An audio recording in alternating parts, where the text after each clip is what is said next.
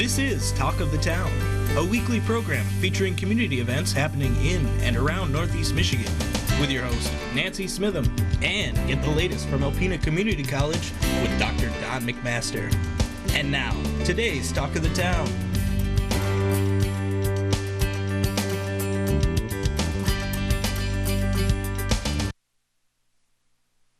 I'm Nancy Smitham. My first two guests today are both from Habitat for Humanity. I have Ted Fines and Jennifer Nestel. Good morning and welcome. Good morning. Good morning. Ted, there's so many wonderful and exciting things happening at Habitat for Humanity. We're going to have to talk fast or we'll never get them all in. That's true. So start me out. Where do you want to start? Let's start with new builds. New builds. We are in the planning stage of doing two builds, one on West Washington in Alpena and also on Merchant Street in Alpena, one being a single family and one being a multi-family townhouse. Amazing. Yeah, so it's we're going to be pretty active. We continue to do a tremendous amount of critical home repairs. In fact, last weekend there was the Home Expo. Yes. And we took 70 applications for critical home repairs. Wow. And we returned with 20. That's amazing. A lot of questions. A lot of questions. So again, last year we did over 100 repairs. This year we expect to do as much, if not more. Amazing. But our service area has also expanded. So technically we are 4 counties, but we're actually doing work in 9 counties right now. Amazing. Well, thank you for all you do, because I know people who've had home repairs, had wells and different things fixed by you. And it's amazing that there's someone out there that can help with all those things. Yeah, we're one of the few agencies that are able to, we have the grants, we have the Older Persons Committee in the County of Alpena awarded us a grant of just short of $100,000 for repairs for people older than 60. And we're tapping into it quite a bit in Alpena County. Good. Now, Jennifer, I know you have a really exciting and fun fundraiser coming up. I do. It's my first one since COVID. Okay. I started one before COVID and then everything got shut down, so I couldn't do it. So this one is called Repurpose for a Reason, which we're kind of looking for people to come in. I call them DIYers and flea market flippers. Okay. To take something and upcycle it into something really cool and fun. They can use their imagination and just repurpose it and donate it back to us for a silent auction. So that will happen on April 23rd, which is the day after Earth Day. Okay, I've been seeing a lot of that on Facebook, and I keep sharing it and sharing it. So you're getting some good people to come in and get some good stuff. We do. We already have a few pieces coming in. They're really very, very amazing what people come up with, and it's fun. I can't wait. Very creative. It's very creative. So we're trying to get everything in. If they want to donate, they can come to the store, look around, find a piece at the restore. It doesn't have to be from the restore. It can be something they have in their garage. It doesn't matter. Okay. They can upcycle it, bring it in, and then we want to have everything in by April 18th so we can start getting together for the silent auction and then have the event on April 23rd. All right. And Ted, it's springtime. People are starting to clean out their gardens or their yards and all their things, so you've got room for their stuff.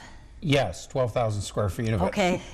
So it's a continuous balancing act between what we sell and keeping product on the floor. So we need those donations. We do have storage where we do clean and desanitize products that do get donated to us. So we continually are reaching out to the community, and we do pick up.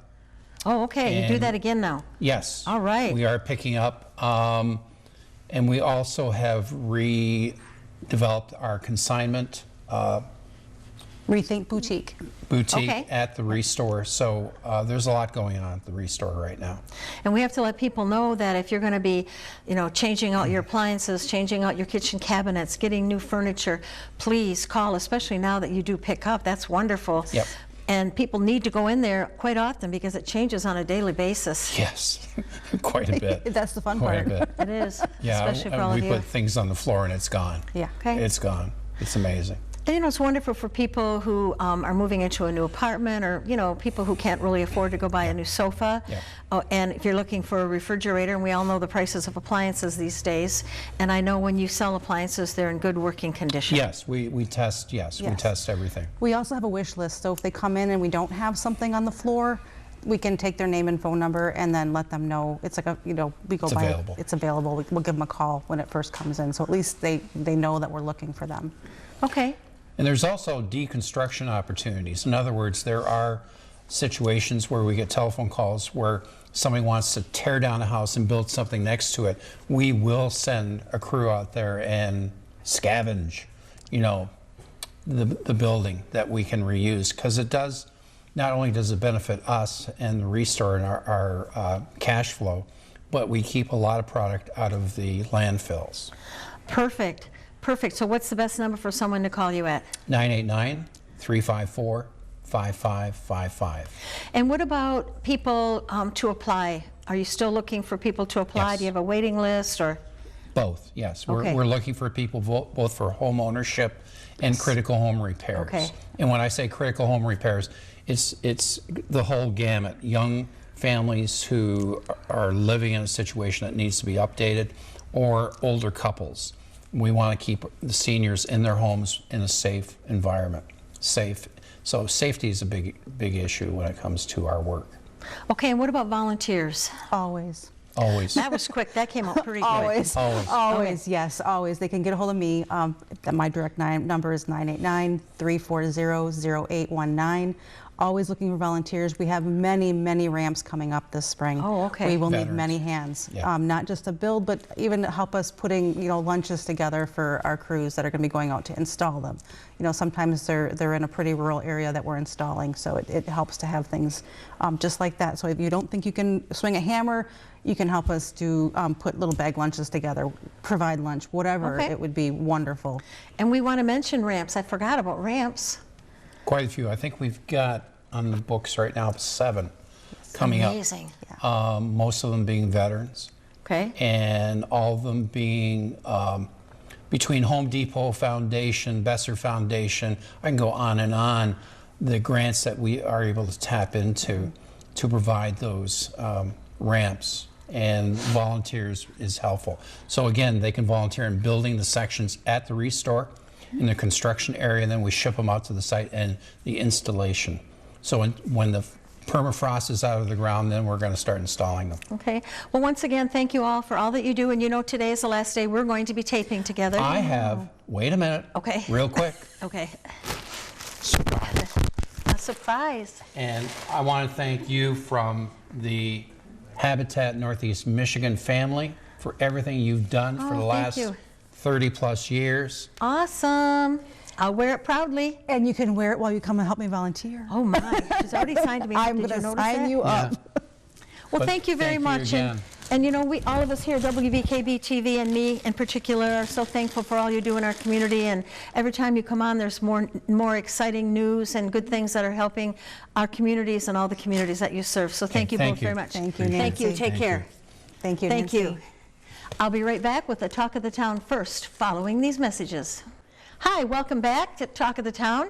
And I made a mistake, so we're going to capitalize on this mistake and make it work out really well. I overbooked guests, so I have Stephanie Gandula from Thunder Bay National Marine Sanctuary and Justin Christensen Cooper from Art in the Loft, and we're going to make it work. Yes. Good morning. Good morning, Nancy. Let's make it work. Yeah, thank you guys so much for allowing me to do this and to make up for my mistake, and I apologize to you. No worries but, at all. This is my last couple weeks on the show, That's right. so I guess I'm allowed to make a few mistakes after There a are few no years. mistakes, Nancy. They're happy accidents. Well, Happy accident. and look at just us talking here, the things we've solved and the things we've come up with that we had no idea we would just in Right. that short amount of time. That's right. There's world peace now. That's right. And we're done going to let ladies go first. So Stephanie, thank what's you. happening at Thunder Bay National Marine Sanctuary? Well, right now we are in the thick of planning an amazing research season. You know, the sun's shining, the snow's melting, and that's when we, you know, talk with our scientists that are going to be traveling in to do research out in the sanctuary.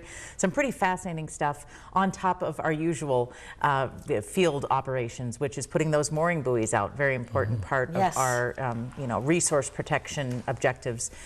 We put mooring buoys out on over 40 shipwreck sites, and if you're out on the water at all, whether you're fishing or sailing or diving, you see those buoys, and they're very helpful. And then also our mapping. We have many more miles to map of the sanctuary. It's 4,300 square miles, and we've mapped about 20%. So we got a lot of work to do to go out and look for more shipwrecks. Okay, and Justin, you know when people come to town and go to Thunder Bay National Marine Sanctuary or some of the events that they have, that they come to Art and Loft. Well, we would hope so. That's right. So when they come there, they're going to see, right now we're actually in the midst of turnover. We just ended our Winter View exhibit, which had over 30 local artists on display. And so now we take these next few weeks to get ready for our annual Young Artist exhibit. So we're going to have schools back at it. They're going to get us their artwork, kindergarten through 12th grade. We're also going to do a public call for art through our website. So anybody at home, maybe there are students that are still homeschooling, or for those groups that just really like to do artwork at home and they want to put their stuff up in the loft during that time, they can definitely do that. We professionally mount everything, get everything a nice name tag like we do for our professional artists, and it really gives that sense of pride and confidence for those kids to show their artwork. So we're really excited. And I enjoy talking about social media. I enjoy seeing on Facebook the grandpas and grandmas and everyone showing their kids' photos and their artwork online. And there's some phenomenal artists in our schools. Oh, it's incredible. I mean, and it's a tribute to our local teachers and to our parents that really instilled that at home, but it's great to see how much talent. And then we get to see them later when they're exhibiting at the loft too. So. Good. And Stephanie, so what's new with your beautiful plans for outside? What's happening? Well, that's rolling along. Of course, as we know, COVID slowed everything down, but definitely watch for updates on those plans for beautification of the trail there and the campus. Lots of exciting things there. Of course, getting the boat ready. The friends are working hard with Alpena Shipwreck Tours and Lady Michigan to get that ready to set sail, which it will be in really a couple of months. Yes, it will. So you're still not ready for volunteers or anything yet, but still people can go online and see any events that you have planned. Are you hoping to be able to do the 4th of July event this year? So I mean, that takes being such a big event. That does have to start it already. Right. Jean would have been, working months ago to plan that. So that doesn't mean we won't have exciting events. What's cool about the visitor center is just visiting. A self-guided exhibit, you can have it be an event. Bring your family in when they're visiting from out of town.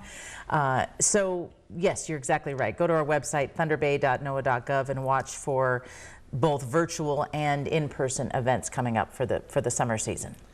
And then, Justin, what about any other classes you're going to be having? Yeah, that's a really good question. So we're doing them by month right now. So all of our March classes are being promoted. Next week we start our April classes, and part of that is our first ever introduction to film series. It's a 6-week course. Stephanie might be interested in that. I'm on top of the list here. I'm there. I know. Okay. So we have 2 local filmmakers, Kara Bauer-Lemons and Zach Irving from Zach Irving Entertainment that are co-teaching that, and they're going to learn it from script to production to then they're going to have a premiere night of their video as well built into that series. So you can go to our website, artandtheloft.org, to sign up for that.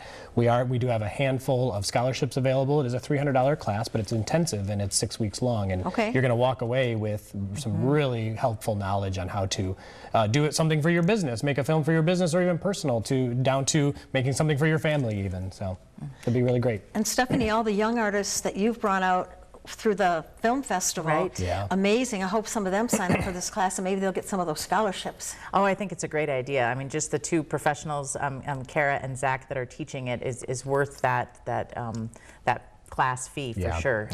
I think Justin's 100% spot on. You're going to come away with a product that may even be an entry in the Thunder Bay International Film Festival. Now we're talking. That's what I'm thinking. Right. Yep. So a good example of a lot of the partnerships that develop with our communities, cultural agencies such as Art in the Loft and the Sanctuary. In fact, we for many years have done partnership events, whether it's the sneak peek at the film festival. That's right. We've got lots of plans for more. We do. Some art classes on board the Lady Michigan. Wouldn't that be fun? Oh, Some, my goodness, plain wouldn't art, that? plain Now air we're talking. experiences, right? Teach people how to say mooring buoy. There we go. Did I say it wrong? I don't know. I just said it in my head every time you said it. Like, I don't know how to say that. Mooring buoy. Okay. Anyway. They're buoys, shipwreck buoys. How about that?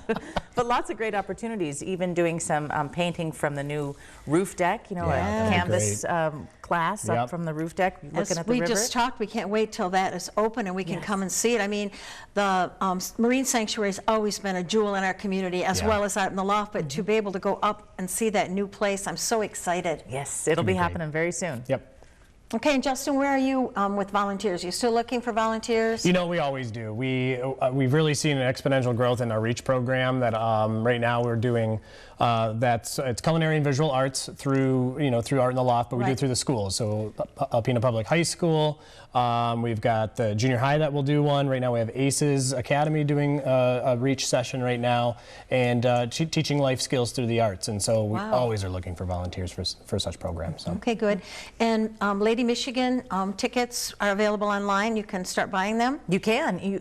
Actually throughout COVID, you could buy them for gift certificates for sure. I mean, they make great Mother's gifts. Day coming up. That's Father's right. Day coming up. All those graduation. Graduation. Yeah, so could even have like a little mini graduation party. They've done there. lots of graduation parties. It's a perfect platform for that. Ooh, yes. Okay, very good. And the Sanctuary Store is online. That's right. Sanctuary Store is online, thunderbayfriends.org. So you can even get wonderful artistic prints.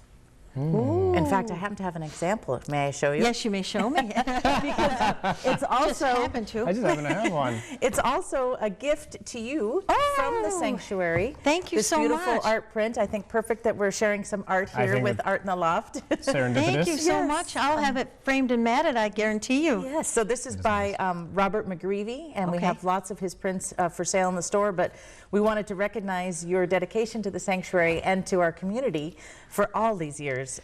It's been just wonderful to be a part of this, Nancy, and we're going to miss you very, very much. So we hope you remember when you hang this on the wall. I will, and thank you both. I'll miss you, and Justin, I'll miss seeing pictures of your children, and Stephanie talking about Thunder Bay Divers and your husband. So I have to still meet with you guys, and you have to keep me posted. Thank you so much. It's been a joy having you as my friends and knowing you too. Thank you. Thank you so much. Thank you, Nancy. Thank you. Please stay tuned for Dr. Don McMaster following these messages. Greetings, everyone, and welcome to Talk of the Town. I'm Dr. Don McMaster, president of Alpena Community College. I would like to share with you some of the what's new at ACC in the last week. We had a board meeting, our March board meeting last night, Thursday, and we covered a lot of terrain. A couple notable items. This week, ACC received a $1.1 million congressionally directed spending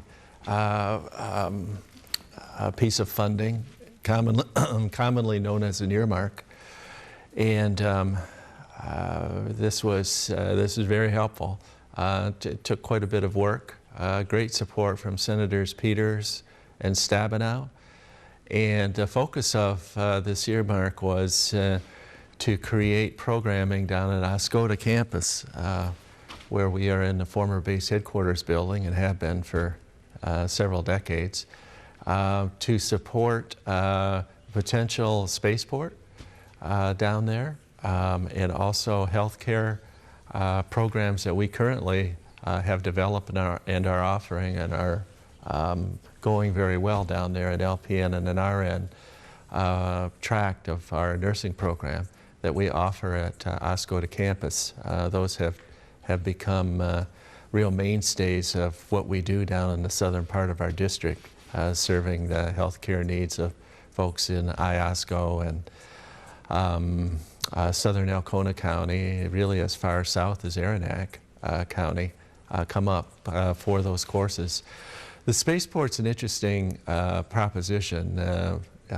Nothing really tangible can be seen yet, but the premise is that out of the former Wordsmith Air Force Base, if the Federal Aviation Administration grants us a site license to horizontally launch low Earth orbit communication satellites, which is in the works, but it hasn't been, the FAA has not bestowed that license yet. There are about 12 or 13 sites around the country that have that.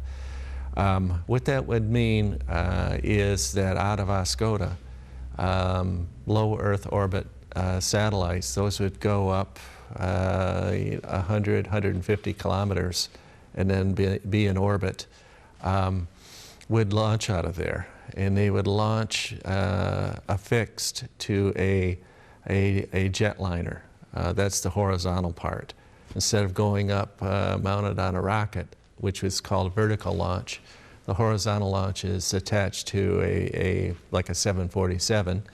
And for those of you who have seen the Coletta Air's operation, for instance, which is a huge employer in that area, and they do tremendous business.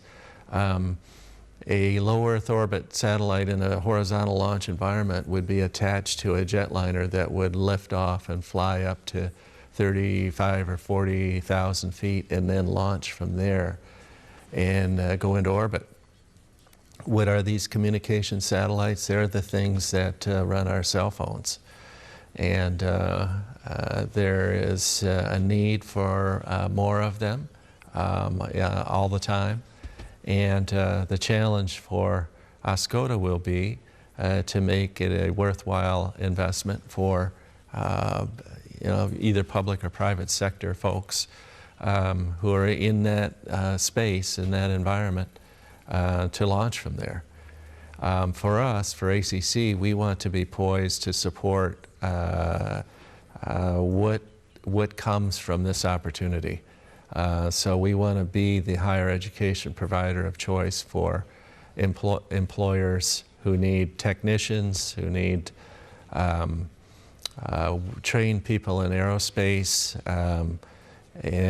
So this earmark allows us to begin the process of developing coursework that will be modeled after community colleges that support existing spaceports, such as the one in Cape Canaveral. That is a very active spaceport, and there's a community college that is nearby, and they train people to support that entire kind of aerospace ecosystem. So our approach when we put together the earmark was to find funding that would allow us to create something similar, assuming that the training needs and the supply of trained people and technicians to support that activity would be relatively similar. So that's what we did, and we put that in a proposal that then Senator Peters and Senator Stabenow supported, or their staffs did. And that became embedded in the federal omnibus spending bill, the budget, which was finally signed by the president last week. The federal fiscal year starts October 1, so we're more than halfway through it, but the budget finally signed had this this congressional directed spending line item in it, $1.1 million for ACC. So this was good news. On a completely unrelated thing, a couple other pieces of news. Cindy Droscher, our women's basketball coach, received some postseason honors, Coach of the Year, for her work with the Lady Lumberjacks. They did have a great year, for those of you who saw them play.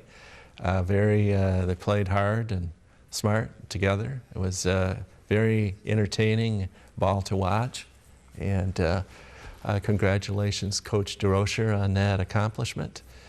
And also we lifted our mandate on mask wearing for students and staff and community. We've tracked infection rates through the CDC and District Health Department number 4 for, well, this entire time, but especially recently. And the trend of infections and infection rates has gone down. So we felt that it was time to allow people to take the mask off if they want to. If they want to continue wearing it, they're certainly welcome to do so. And for instructors who would like their students to wear masks when they're in their class, bunched tightly together, if instructors feel strongly about that, they can mandate mask wearing in the classrooms. So that's where we are as of today.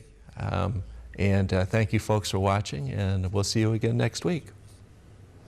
This has been Talk of the Town with your host, Nancy Smitham and Dr. Don McMaster. For a list of community events taking place in Northeast Michigan, please visit our website at wbkb11.com and click on our community link. This has been a Thunder Bay Broadcasting Corporation production.